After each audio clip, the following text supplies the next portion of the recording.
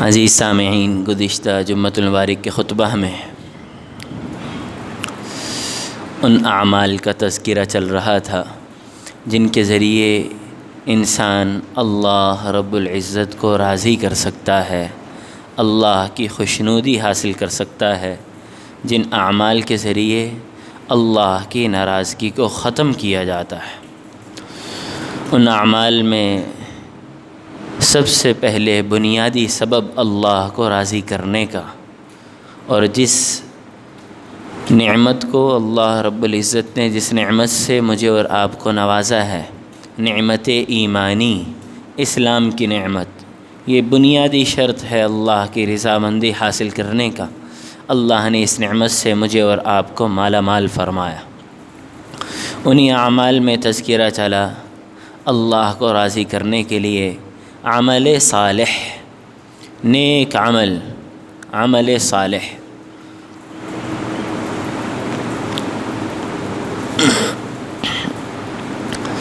نیک عمل جن سے اللہ کو راضی کیا جا سکتا ہے، اور عمل صالح کی وضاحت آپ حضرات کے سامنے کی گئی کہ ہر وہ عمل جو جناب نبی کریم رؤوف الرحیم صلی اللہ علیہ وسلم امت کو سکھا کر کے تشریف لے گئے ہیں، امت کو سکھایا ہے، امت کو اس کی تعلیم دی ہے، وہ عمل صالح ہے، چاہے ہمارے لیے وہ کرنا مشکل ہو، چاہے ہمارے لیے وہ بالکل ایک اجنبی سا عمل ہو، اور وہ عمل جو ہمیں بہت اچھا لگے، لوگ اسے بہت اچھا سمجھتے ہوں، ہمارا دل بھی اس کو کر کے خوش ہو، لیکن آپ صلی اللہ علیہ وسلم نے نہیں سکھایا، آپ صلی اللہ علیہ وسلم کے مبارک تعلیمات میں وہ داخل نہیں ہے۔ اگرچہ مجھے بھی اچھا لگ رہا، میری فیملی کو، میری برادری کو، اور لوگ بھی اس پر بڑی شاباشی دے رہے کہ بہت اچھا کام ہے، لیکن حضور علیہ السلام کی تعلیمات میں وہ شامل نہیں ہے، تو وہ عمل صالح نہیں ہے، یعنی وہ عمل ایسا عمل نہیں ہے جو ہمیں آخرت میں فائدہ دے۔ عمل صالح تو صرف اور صرف وہ ہے جو جناب نبی کریم رؤوف الرحیم صلی اللہ علیہ وسلم امت کو سکھا کر کے اس دنیا سے پردہ فرما گئے۔ اسی طرح ان مبارک اعمال کا تذکرہ جاری رکھتے ہوئے کہ وہ اعمال جن سے ہم اللہ رب العزت کی رضامندی، اللہ کی خوشنودی اور اللہ رب العزت کی طرف سے اللہ کی رضامندی کا پروانہ حاصل کر سکتے ہیں، جن اعمال کے ذریعے دوسرے الفاظ میں اللہ کی ناراضگی کو ختم کیا جا سکتا ہے، جن اعمال کے ذریعے اللہ کے غضب اور اللہ کے غصے کو بجھایا جا سکتا ہے۔ چونکہ یہ موضوع ہی اسی نسبت سے شروع کیا گیا تھا کہ یہ آندھیاں، یہ طوفان، یہ سیلاب، یہ محض کسی ایک ایسا نہیں کہ کوئی غلطی ہو گئی ہو، کوئی ڈیم نہیں بنائے گئے، فلاں کام نہیں کیے گئے اس لیے سیلاب آگے، نہیں، یہ ہمارے اعمال تھے اور یہ اللہ کی ناراضگی کی علامت تھے۔ تو ہمیں ان اعمال کی فکر کرنی ہے جن سے ہم اللہ کی ناراضگی کو ختم کر سکیں۔ ان اعمال میں جس طرح نیک عمل کا تذکرہ ہوا، انہی اعمال میں ایک تیسرا عمل قرآن پاک میں اللہ رب العزت نے ذکر فرمایا ہے، خشیت الہی، تنہائی میں اللہ سے ڈرنا، اللہ کا خوف۔ یہ وہ خوبی ہے، یہ وہ انسان کے اندر یہ چھپی ہوئی وہ ایک عظیم الشان خوبی ہے جو اللہ کی ناراضگی کو ختم فرما دیتی ہے۔ سورہ ملک میں ہے، اللہ رب العزت فرماتے ہیں، ان الذین یخشون ربہم بالغیب، وہ لوگ جو اللہ رب العزت سے تنہائی میں بھی ڈرتے ہیں، اکیلے انفرادی حالت میں اللہ کا خوف رکھتے ہیں کہ میں نے یہ عمل نہیں کرنا، مجھے میرے اللہ کی ذات مجھے دیکھ رہی ہے۔ تو یہ تنہائی کا خوف اللہ کو اتنا محبوب ہے، فرمایا لہم مغفرۃ و اجر کبیر، یہ لوگ بخشے بخشائے ہیں، انہیں میں مغفرت سے نوازوں گا، انہیں میں اپنی رضامندی سے نوازوں گا، انہیں ان کا اعزاز اور اکرام خود اللہ رب العزت مغفرت کا پروانہ دے کر کے فرمائیں گے۔ اسی طرح سورہ نور آیت نمبر 52 میں اللہ رب العزت فرماتے ہیں وَمَن يُطِعِ اللَّهَ وَرَسُولَهُ، وہ ایمان والا جس نے اپنی زندگی میں اللہ کے احکامات کو مانا، وَرَسُولَهُ، اور اللہ کے پیغمبر کے ارشادات پہ عمل کیا، وَيَخْشَ اللَّهَ، اللہ کے احکامات کو مانتے ہوئے اور آپ صلی اللہ علیہ وسلم کے ارشادات پہ عمل کرتے ہوئے، یخش اللہ، اللہ سے ڈرتا رہا، خدا خوفی اس کے اندر رہی۔ فرمایا اگر یہ خوبی بھی اس میں شامل ہو گئی اور ہر عمل کرتے ہوئے اللہ سے ڈرتا رہا، فَأُولَئِكَ هُمُ الْفَائِزُونَ، یہ ہے حقیقی کامیاب، یہ حقیقی کامیاب ہے۔ ایک وہ کامیابی ہے جسے میں اور آپ سمجھتے ہیں، جس کا تعلق ہم نے ملک کے ساتھ، سلطنت کے ساتھ، وزارت کے ساتھ، بادشاہوں کے ساتھ، عہدوں کے ساتھ، منصبوں کے ساتھ، قوت کے ساتھ، طاقت کے ساتھ، کثرت کے ساتھ، ہم نے اس کے ساتھ وابستہ کیا۔ قرآن پاک میں آپ جب غور کریں گے تو اللہ رب العزت بار بار قوم عاد کا ذکر فرما رہے، قوم سمود کا ذکر فرما رہے، قوم شعیب اصحاب الایکہ کا، مدین والوں کا ذکر فرما رہے، نوح علیہ السلام کی قوم کا ذکر فرما رہے، فرعون کا بار بار ذکر فرما رہے۔ مقصد فرعون کی اہمیت نہیں ہے، مقصد یہ جو ہمارے ذہن میں کامیابی کے جو نقشے ہم نے بنائے ہوئے ہیں، ہم نے یہ سمجھا کہ قوت ہوگی تو اس سے کامیابی ملے گی، تو اللہ نے قوم عاد کا تذکرہ فرما کر فرمایا کہ وہ جو کہتے تھے ایک ہاتھ سے کھجور کے تنے کو اکھیڑ لینے والے، من اشد منا قوہ، ہم سے بڑی طاقت کس کے پاس ہوگی، پہاڑوں کو تراش کر کے اس میں گھر بنانے والے، من اشد منا قوہ، ہم سے زیادہ طاقتور کون ہوگا۔ اللہ نے قوم عاد کا تذکرہ صرف اس بات کو سمجھانے کے لیے کیا کہ اے ایمان والو، طاقت میں کامیابی نہیں ہے۔ فرعون جسے اپنے لاؤ لشکر پر، اپنی فوج پر گھمنڈ تھا، اور آج بھی یہ سمجھا جاتا ہے کہ لشکر زیادہ ہو، فوج زیادہ ہو، قوت زیادہ ہو تو شاید اس سے کامیابی ہوگی۔ مدین والے شعیب علیہ السلام کی قوم، جنہیں اپنی تجارت پہ گھمنڈ تھا، جتنی اچھی تجارت ہوگی، جتنا پیسہ کمائیں گے، جتنا اچھا لین دین ہوگا، جتنا زیادہ سے زیادہ چاہے جیسے بھی کمایا جائے تو اتنے بڑے ہم کامیاب ہوں گے۔ فرمایا نہیں، یہ ملک، یہ بادشاہت، یہ وزارت، یہ منصب، یہ عہدے، یہ قوت، یہ طاقت، یہ کثرت، کہ جو جتنے لوگ میجورٹی میں ہوں گے یہ زیادہ ہیں، یہ کامیاب ہیں، یہ کم ہیں۔ ہم نے اپنے ملک کے اندر اللہ تعالی ہماری بخشش فرمائے، ہمارا نظام ہی، یہ جو نظام ہے کثرت سے ووٹنگ کی جائے اور جن کے ووٹ زیادہ ہو جائیں ان کو کامیابی دی جائے، ان کو حکمرانی دی جائے، ان کے ووٹ کم ہیں یہ ناکام ہیں، یہ حکمرانی نہیں کریں گے کیونکہ ان کے ووٹ کم ہیں، یہ زیادہ ہیں۔ کثرت اور قلت کا تو معیار ہی نہیں تھا اللہ کے ہاں۔ میں نے گزشتہ خطبے میں آپ حضرات کے سامنے یہ آیت مبارکہ آپ حضرات کے سامنے گوش گزار کی تھی کہ اللہ رب العزت فرماتے ہیں کہ بہت سے لوگ، اکثر لوگ انسانوں میں لا یعقلون، وہ ناسمجھ ہوتے ہیں، ان میں قوت فیصلہ نہیں ہوتی، ان میں قوت بصارت نہیں ہوتی۔ سمجھدار، فیصل، اپنی آخرت کو سمجھنے والے، اپنی دنیا کا خیر سمجھنے والے، قلیل من عبادی الشکور، قلیل، اکثر ہر زمانے میں تھوڑے لوگ بھلے رہے ہیں، تھوڑے لوگ خیر پر رہے ہیں۔ تو اللہ رب العزت کامیابی کنہیں دینا چاہ رہے، یہ ہمیں سمجھنا ہے اور اپنی زندگی میں اس کا یہ سانچہ پیدا کرنا ہے۔ من یطع اللہ ورسولہ، آیا میں اللہ رب العزت کے احکامات کو مان رہا؟ کیا میں جناب نبی کریم رؤوف الرحیم صلی اللہ علیہ وسلم کے ارشادات پہ عمل کر رہا؟ وَيَخْشَ اللَّهَ وَيَتَّقْهِ، اور تنہائی میں اللہ سے خوف کر رہا، اللہ کی لاج رکھ رہا، اللہ سے حیا کر رہا؟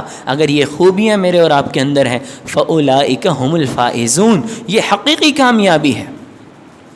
اسی طرح اللہ کو راضی کرنے کے اعمال میں، وہ اعمال جن سے اللہ کی ہم خوشی حاصل کر سکتے ہیں، ان اعمال میں ایک عمل اللہ رب العزت کے تذکرے سننا، اللہ رب العزت کی بڑائی کے الفاظ سننا۔ ہماری روزانہ کی مجالس میں کوئی ایک نشست ایسی بھی ہونی چاہیے، کوئی ایک مجلس ایسی بھی ہونی چاہیے جہاں صرف اللہ کے تذکرے ہوں، اللہ کی بڑائی کے تذکرے ہوں، اللہ کی قدرتوں کے تذکرے ہوں۔ اور فرمایا جب انسان ایمان والا اللہ کی بڑائی کو سنے گا تو اس میں ایک خاص اثر ہے جس سے دل پسیج جاتے ہیں، دل نرم ہو جاتے ہیں، اور فرمایا ایسے لوگوں کو میں کامیابی سے نوازتا ہوں۔ سورہ انفال آیت نمبر 2 ہے، انما المؤمنون اذا ذکر اللہ، ایمان والوں کے سامنے جب اللہ کا تذکرہ کیا جائے، وجلت قلوبہم، تو ان کے دل پسیج جاتے ہیں، خوف کے مارے سہم جاتے ہیں، واذا تلیت علیہم آیاتہ، جب اللہ کی آیات ان کے سامنے پڑھ پڑھ کے سنائی جاتی ہیں، زادتہم ایمانا، ان کا ایمان بڑھ جاتا ہے، وعلی ربہم یتوکلون، اللہ پہ توکل اور اعتماد اور بھروسہ اور وشواس بڑھ جاتا ہے۔ فرمایا اللہ کا تذکرہ سن کر ان کا ایمان اتنا بڑھ جاتا ہے، اللہ رب العزت کی قدرتوں کو سن کر، اللہ رب العزت کی بڑائی کو سن کر اتنا ایمان بڑھ جاتا ہے کہ اللہ فرما رہے اولئک ھم المؤمنون حقا، ایک وقت آتا ہے کہ یہ حق ایک اعلیٰ درجے کے سچے ایمان کے رتبے پر پہنچ جاتے ہیں۔ تو اللہ کو راضی کرنے کے لیے ہمیں اپنے اوقات میں، ہمیں اپنے دن بھر کی مصروفیات میں ایک مصروفیت یہ بھی شامل کرنی ہوگی کہ ہم خالص ایسی مجالس میں بیٹھیں جہاں صرف اللہ کی بڑائی ہو۔ معذرت کے ساتھ بہت سے اسکالرز ایسے موجود ہیں، اور اس وقت سوشل میڈیا اور الیکٹرانک میڈیا ہے، بہت سے اسکالر موجود ہیں، لیکن وہ آپ ان کو سنیں گے وہ ہمیشہ فرقوں کی بات کریں گے، فلاں فرقہ غلط ہے، فلاں لوگ یوں کرتے ہیں، فلاں لوگ یوں کرتے ہیں، فلاں یوں کرتے ہیں۔ ان سے بچیے، اور ایسے علماء کرام، ایسے اللہ والوں کو سنیے جن کی مجلس میں صرف اللہ کا تذکرہ ہو، امت کو توڑ کا بالکل تذکرہ نہ ہو۔ اور ہماری مساجد کے اندر بہت سے مساجد میں دعوت و تبلیغ کی محنت والے بیٹھتے ہیں، ان میں ہم شرکت اگر کر لیں جہاں صرف اللہ کے تذکرے، اللہ کی بڑائی، اللہ کی وحدانیت، یہ ایک عمل ہے، اور یہ ایک اتنا مضبوط عمل ہے جس سے ہم اللہ کو راضی کر سکتے ہیں۔ اور اللہ رب العزت خود فرما رہے ہیں اذا ذکر اللہ، جب اللہ کا تذکرہ ہوگا تو اللہ کے تذکرے میں یہ اثر ہے، یہ قوت ہے کہ جس سے دل پسیج جاتے ہیں، دل نرم ہو جاتے ہیں، نیکی کرنا آسان ہو جاتی ہے، گناہوں سے بچنا آسان ہو جاتا ہے۔ تو اللہ کو راضی کرنے کے لیے ہم اپنی مصروفیات میں ایک مصروفیت یہ بھی شامل کریں، اگر روزانہ ہو تو بہت ہی اچھا، نہیں تو ہفتے میں کم از کم ایک دن ایسا تو ہو کہ ہم کسی اللہ والے کی مجلس میں جائیں اور جہاں اللہ کا تذکرہ سنیں، 5 منٹ کے لیے، 10 منٹ کے لیے ہم اللہ کا تذکرہ سنیں، جہاں صرف اللہ کی بڑائی ہو، جہاں صرف ایمان کی بات ہو، جہاں مسلمانوں کے جوڑنے کی بات ہو، جہاں اتفاق اور محبت کی بات ہو، جہاں جا کر آپ کے اندر کسی ایمان والے کے لیے نفرت آپ میں پیدا نہ ہو۔ اگر کسی آپ ایسے خدا نخواستہ میں اور آپ ایسی جگہ جاتے ہیں کہ وہاں پر بیٹھ کر کے ہمیں یہ سوچنا پڑے کہ ہاں انہوں نے بڑی اچھی بات کی، اب تو فلاں میرا عزیز وہ تو غلط کر رہا ہے، فلاں غلط کر رہا ہے، وہ بھی گمراہ ہے، وہ بھی گمراہ ہے، یہ تو شکر ہے کہ میں ہی ہدایت پر ہوں۔ اگر ایسی مجالس ہیں، معذرت کے ساتھ یہ ایمانی مجالس نہیں ہیں، یہ امت کو توڑنے کی مجالس ہیں۔ نام لینے کی ضرورت نہیں، آپ بخوبی جانتے ہیں کہ اسلامی لبادے میں، اسلامی حلیے میں، اور دیندار لوگ جنہیں دیکھ کر کے یوں لگے کہ یہ انتہائی دیندار اور علماء ہیں، لیکن ان کی مجالس میں بیٹھ کر امت کو توڑنے کی بات ہو رہی۔ اور اللہ رب العزت کیا فرما رہے؟ ایسی مجالس جہاں صرف اللہ کا تذکرہ، اللہ کی بڑائی اور اللہ کے پیغمبر صلی اللہ علیہ وسلم کے ارشادات سنائے جائیں، جہاں قرآن اور حدیث بیان کیا جائے، جہاں من گھڑت باتیں نہ ہوں، تو یہ اعمال وہ ہیں جن سے ہم اللہ کو راضی کریں گے۔ اور جب اللہ رب العزت راضی ہوں گے تو پھر اللہ رب العزت کی طرف سے فیصلے بھی ایسے آئیں گے آسمان سے جن میں ہمارے لیے آسانی ہوگی۔ پھر یہ سیلاب اور طوفان نہیں ہوں گے، یہ آفات اور بلیات نہیں ہوں گی۔ جب ہمارے اعمال اچھے ہوں گے، ہماری مجالس اچھی ہوں گی، ایسی مجالس جن سے ہم اللہ کو راضی کریں گے۔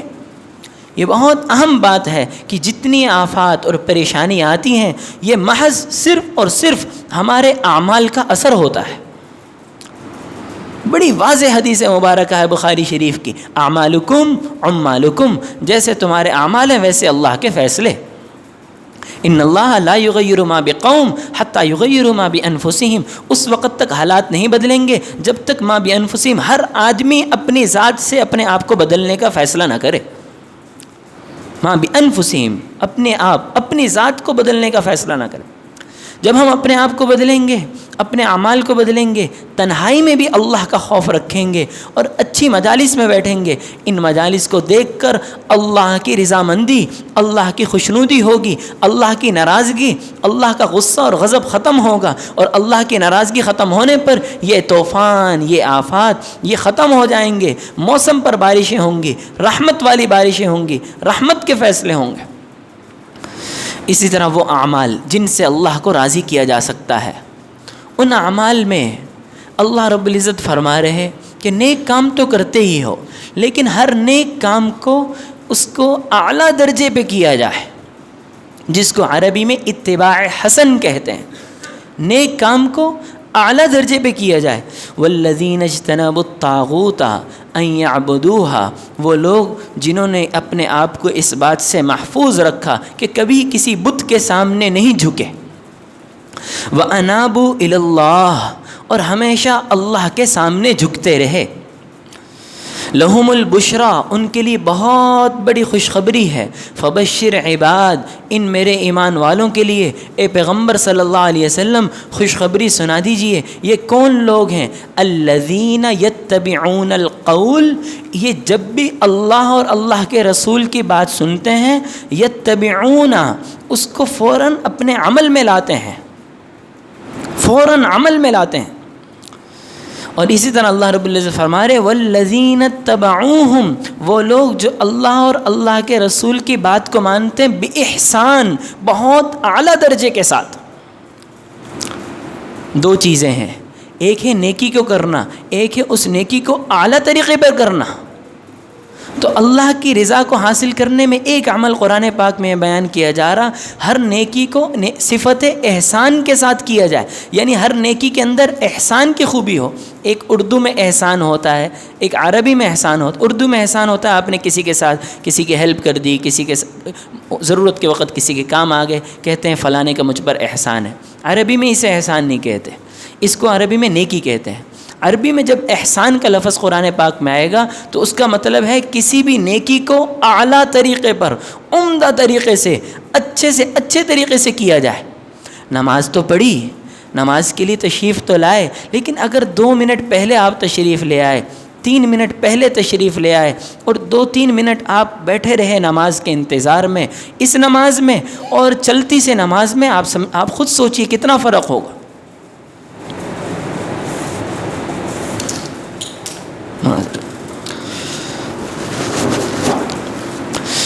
زکوٰۃ تو دی، اللہ کے راستے میں مال تو دیا. ایک یہ کہ سال گزر گیا، سال گزرنے کے بعد حساب کر لیا اور اللہ کے راستے میں طے کر دیا کہ میری زکوٰۃ بنی ہے 1 لاکھ روپے، اب ہر ماہ 10-10 ہزار کر کے زکوٰۃ دے دی. ایک یہ ہے کہ یہ سال بعد آدمی زکوٰۃ دے رہا، نیکی تو کر رہا. اور میں نے زکوٰۃ کے خطبات میں ذکر کیا، اعلیٰ ترین نیکی کیا ہے کہ آدمی سال کا انتظار نہ کرے، آدمی رمضان المبارک کا انتظار نہ کرے. غریب کی ضرورت صرف رمضان المبارک میں نہیں، بیوہ کی ضرورت صرف رمضان المبارک میں نہیں سامنے آتی.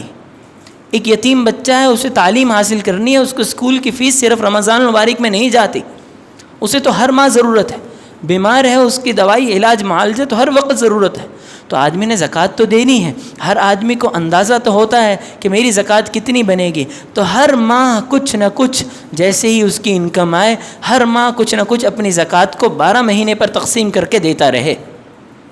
سارے سال اللہ کے راستے میں دیا جا رہا. اور جس مہینے میں آپ نے زکوٰۃ کا حساب کرنا ہے، آپ نے رمضان المبارک طے کیا ہوا ہے، آپ نے اپریل طے کیا ہوا، آپ نے دسمبر، اس ماہ میں حساب کر لے کہ پچھلے 12 ماہ میں کتنا دے چکا ہوں. اگر کچھ باقی ہے تو وہ بھی دے دی جائے. یہ ہے زکوٰۃ کا اعلیٰ درجہ. اللہ رب العزت فرما رہے ہیں کہ مجھے راضی کرنے کے لیے ہر نیکی کو اعلیٰ درجے پر، یعنی احسان اس کے اندر ہونا چاہیے، اعلیٰ طریقے سے کیا جائے. زکوٰۃ تو دینی ہے، اللہ کے راستے میں زکوٰۃ دی جا رہی۔ ایک طریقہ یہ ہے کہ گھر میں راشن خریدا گیا اور مختلف 150 بورے تیار کیے گئے، اور اب گھر کے باہر غریبوں کا، ضرورت مندوں کا جم گھٹا لگ گیا اور ان کا شور شرابہ اور ان میں دی جا رہی۔ ایک طریقہ یہ ہے کہ آپ نے اپنی ساری زکوٰۃ دے دی، کسی کو پتہ ہی نہیں چلا، دائیں ہاتھ سے دی گئی، بائیں کو پتہ ہی نہیں چلا۔ یہ ہے نیکی کو اعلیٰ طریقے پہ کرنا۔ آپ وضو تو کر رہے، ہر آدمی وضو کرتا ہے، سارے ایمان والے نماز کے لیے باوضو آتے ہیں۔ اب یہ وضو ایک نیکی ہے۔ ایک یہ ہے کہ آپ نے ہم نے نل کا کھول لیا اور وضو پہ وضو کیا جا رہا، اور وضو کے اندر 4-5 لوٹے پانی استعمال ہو گئے، بلکہ ایک بالٹی تک استعمال ہو گئے۔ وضو تو ہو گیا، نیکی تو ہو گئی، لیکن یہ نیکی اعلیٰ درجے کی نہیں رہی۔ اس نیکی میں میں نے ایک بہت بڑی غفلت کا مظاہرہ کیا، میں نے پانی کا اسراف کیا۔ اور جناب نبی کریم رؤوف الرحیم صلی اللہ علیہ وسلم کی احادیث مبارکہ میں ایک عمل موجود ہے۔ آپ علیہ السلام ایک مد سے وضو فرما لیتے تھے اور 5 سے 7 مد سے غسل فرما لیتے تھے۔ اب مد کیا ہوتا ہے؟ جب ہم احادیث کا مطالعہ کریں گے تو اس میں لکھا ہوگا، صحابی نقل فرمائیں گے بار بار احادیث میں کہ آپ صلی اللہ علیہ وسلم ایک مد سے وضو فرما رہے۔ اب مد کیا ہوتا ہے میں سمجھانے کے لیے ذکر کروں گا کہ یہ جو ہم لوٹا ہوتا ہے جو عموماً وضو وغیرہ میں استنجے کے لیے استعمال کرتے ہیں، یہ ایک لوٹا 2 مد کے برابر ہوتا ہے۔ ایک درمیانے درجے کا جو لوٹا ہوتا ہے اس میں 2 مد ہوتے ہیں۔ آپ اس سے اندازہ کر لیجئے، ہمارا جو گلاس ہوتا ہے جس میں ہم پانی پیتے ہیں، 2 سے 2.5 گلاس ایک مد بن جاتے ہیں۔ حضور علیہ السلام ایک مد سے وضو فرما رہے، اور میرا وضو ایک بالٹی میں بھی نہیں ہو رہا، میرا نل کا کھلا ہوا ہے اور میں مسح کر رہا ہوں، میں انگلیوں کا خلال کر رہا ہوں، میں ادھر سے نل کا کھلا ہوا۔ دیکھیے اب ہم شیطان اول تو کوشش کرے گا کہ یہ نہ نماز پڑھے نہ وضو کرے، بس سستی میں پڑا رہے۔ اب اگر ہم نے ہمت کر کے نیکی کے لیے آگے، تو اب شیطان کی کوشش یہ ہے کہ اس کا وضو ضائع کر دو۔ اگر ہم ہمت کر کے نماز کے لیے آگے تو کوشش ہوگی اس کی نماز میں ضائع کر دو۔ اور مجھے اور آپ نے یہ کوشش کرنی ہے کہ وہ عمل جس سے اللہ راضی ہوتے، ان اعمال میں کیا تذکرہ چل رہا، ایک ہم نے اپنے ہر عمل میں، ہر نیکی میں احسان کو شامل کرنا ہے، یعنی اعلیٰ درجے پر کرنا ہے۔ وہی وضو ہے، آپ نے وضو کر لیا اور چہرہ دھو لیا، ہاتھ دھو لیے، پاؤں دھو لیے، آپ نماز کے لیے کھڑے ہو گئے، آپ کا وضو ہو گیا۔ ایک دوسرا ایمان والا ہے، اس نے بھی وضو کیا، لیکن اس نے وضو کے شروع میں بسم اللہ الرحمن الرحیم پڑھ لیا۔ جس نے بسم اللہ الرحمن الرحیم نہیں پڑھا اس کا بھی وضو تو ہو گیا، وہ نماز جب پڑھے گا تو پاک کھڑا ہے، وہ با وضو ہے۔ لیکن جس نے بسم اللہ الرحمن الرحیم پڑھا ہے اس میں ایک اور خوبی پیدا ہو گئی کہ اس نے جیسے ہی بسم اللہ الرحمن الرحیم پڑھا، اس بسم اللہ کے پڑھنے پر وضو کا پانی جسم میں جہاں جہاں لگ رہا، کلی کی، منہ میں پانی گیا، زبان کے گناہ معاف ہو گئے۔ چہرے پہ پانی لگایا، آنکھ کے گناہ معاف ہو گئے۔ ہاتھ پہ پانی لگا، ہاتھ کے گناہ معاف ہو گئے۔ بسم اللہ نے اس کے جسم کے ظاہری تمام اعضاء کے گناہ دھلا دیے، ختم کر دیے۔ اب یہ نماز کے لیے کھڑا ہو رہا، ظاہری اعتبار سے بھی پاک ہے اور گناہوں سے بھی پاک ہے۔ اور جس نے بسم اللہ نہیں پڑھی اس کا جسم تو پاک ہو گیا لیکن گناہ نہیں بخشے گئے۔ گناہ تب بخشے جائیں گے جب وضو کے شروع میں بسم اللہ پڑھی جائے۔ تو اب ہم نے ہر عمل کو سیکھنا ہے، ہر نیکی کو، کہ وہ اس نیکی کا اعلیٰ درجہ کیا ہو۔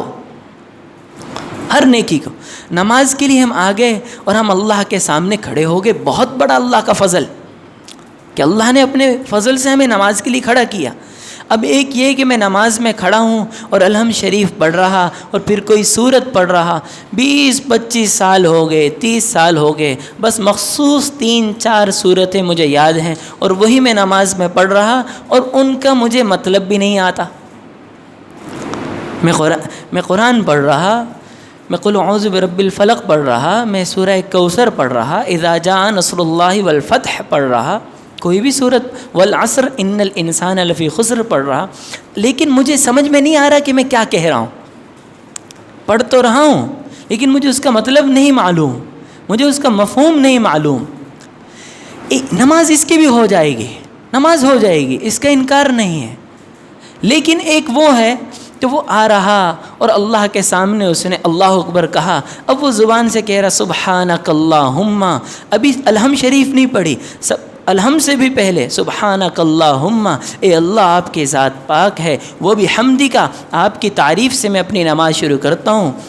وتبارک اسمک، آپ کا نام انتہائی بابرکت ہے، وتعالی جدک، آپ انتہائی اعلیٰ مقام پر فائز ہیں. لا الہ غیرک، آپ کے علاوہ میں کسی کو نہیں مانتا، میرا کوئی کام بنانے والا نہیں، میری کوئی بگڑی بنانے والا نہیں، میری کوئی ضرورت پوری کرنے والا نہیں. یہ الہ کا حقیقی ترجمہ ہے. ہم اکثر کہہ دیتے ہیں کہ کوئی معبود نہیں، ورنہ حقیقی ترجمہ میرا کوئی کام بنانے والا نہیں، میری کوئی بگڑی بنانے. اب آدمی زبان سے بھی کہہ رہا اور دماغ میں باتیں چل رہی، یہ نماز کتنی اعلیٰ درجے پہ ہوگی آپ خود سوچئے. آدمی گھر سے تو روزانہ نکلتا ہے اور ہر آدمی اس نیت سے نکلتا ہے کہ میں شام کو خیریت سے واپس آؤں اور رزق کمانے کے لیے نکل رہا. اب نکلتے ہوئے اگر ایک نیت یہ کر لے کہ یہ جو روزگار کمانا ہے یہ اللہ کو بہت محبوب ہے اور مجھے میرے اللہ نے حکم دیا ہے کہ اپنے بیوی بچوں کے لیے روزی کی انتظام کروں، مجھے محنت کا پابند کیا ہے، تو جو اللہ نے مجھے حکم دیا تھا بیوی بچوں کے روزی کے انتظام کے لیے محنت اور کوشش کرنا، میں اس حکم کو پورا کرنے کے لیے نکل رہا ہوں. اب یہ بھی آفس آیا، ایک دوسرا آدمی وہ بھی گھر سے نکلا، لیکن اس کے ذہن میں یہ بات نہیں کہ میں اللہ کے حکم کو پورا کر رہا ہوں. جس آدمی نے یہ سمجھ لیا کہ میرے اوپر تو ایک ذمہ داری تھی بچوں کو حلال لقمہ ان کے پیٹ میں پہنچانا اور میں اللہ کے اس حکم کو پورا کرنے کے لیے نکل رہا ہوں، اس کا ہر قدم عبادت، اور خدا نہ کرے یہ گھر سے نکلتے ہوئے رستے میں فوت ہو گیا تو شہادت کی موت ہے، شہادت کی موت ہے. محترم دوستو، مقصد جمعۃ المبارک کا خطبہ آپ سمجھتے ہیں بہت مختصر وقت ہوتا ہے، 20 سے 25 منٹ ہوتے ہیں. اس خطبے میں پورا دین نہیں سکھایا جا سکتا، البتہ موٹیویٹ کیا جا سکتا ہے، انسان میں شوق پیدا کیا جا سکتا ہے. میں نے چیدہ مختلف شکلیں آپ حضرات کے سامنے وضو کی، نماز کی، زکوٰۃ کی، روزگار کے لیے نکلنے کی. روزگار پر میں ایک اور حدیث مبارکہ ذکر کر کے بات ختم کروں گا. یہ چیزیں اس لیے ذکر کی ہیں کہ میں اور آپ اپنے ہر شعبے میں کسی اللہ والے سے، سنجیدہ عالم دین سے جو خود بھی مضبوط علم رکھتا ہو، ان سے پوچھئے کہ میں یہ نیکی تو کرتا ہی ہوں، لیکن اس نیکی کا احسان والا درجہ، اعلیٰ درجہ کیا ہے؟